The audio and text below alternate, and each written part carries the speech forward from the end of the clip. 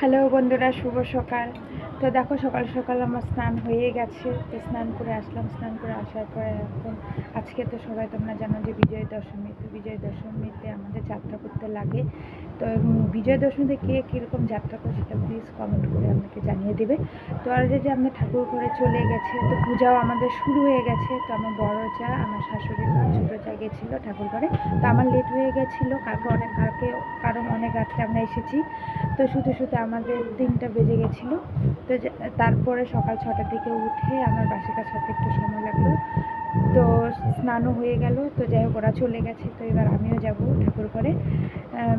তো একটু মনটা তো খারাপ লাগছে, কারণ কি আজকে দশমী মা আজকে বাপের বাড়ি থেকে শ্বশুরবাড়িতে যাচ্ছে। সবারই ক্ষেত্রে সেটাই হয়, বাপের বাড়ি শ্বশুরবাড়ি যেতেই হয়।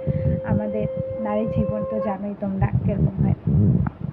তো সেই জন্যে সকাল সকাল স্নানটা সেরে এখন, কারণ আমাদের যাত্রা না করলে আমরা রান্না করতে পারবো না, উনুন ধরতে পারবো না। তো সেই জন্য আমাদের যাত্রাটা আগে করতেই লাগে। তো সকাল সকাল সবাই স্নান হয়ে গেছে। তো পূজাটা করে আমাদের রান্না করতে হবে। চলো দেখাই। পুজো তো শেষ হয়ে গেছে, চলো দেখাই তো আমাদের ঠাকুর ঘর। আমাদের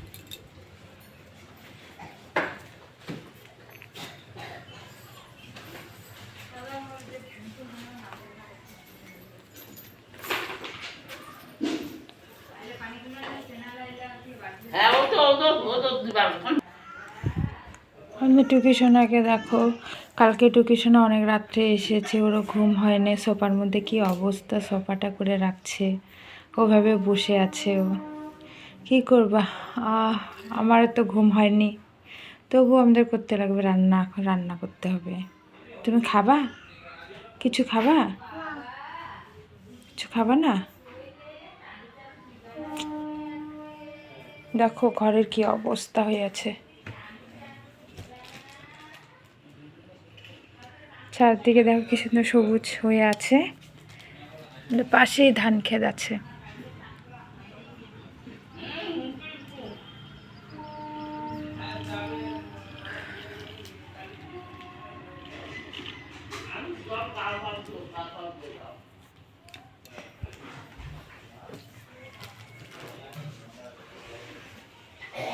তো পূজা তো হয়ে গেছে। তো পূজা যাই হোক, আমাদের যাত্রা প্রায় শেষের দিকে।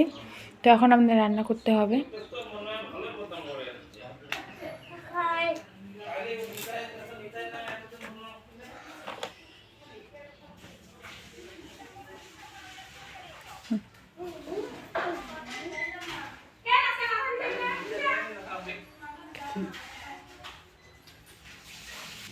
তো বন্ধুরা, ভিডিওটা ভালো লাগলে লাইক কমেন্ট একটু শেয়ার করে দেবে।